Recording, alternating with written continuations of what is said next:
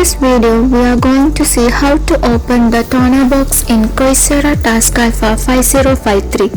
Usually, the toner box is opened only when the toner is empty, but in case of immediate requirement, we can use this method.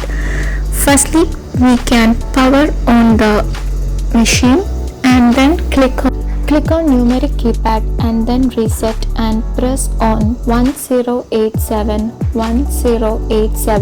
and then a keypad appears and then click on 159, then press start.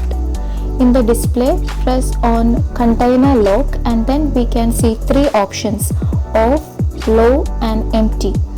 If we choose the off button and then click on start button and wait for few seconds, and after that when we open, we can see that all the toner box is open in spite if it is low or empty. Then we can close it, and after the another option is to choose the low option. If we press low and click on start, only the toner level which is low will open.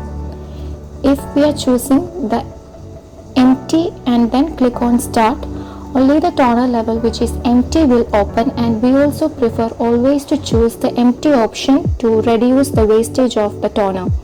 Then to go back to the main menu, click on the stop twice and in the keypad press 1 and then click start. Then we will go back to the main menu.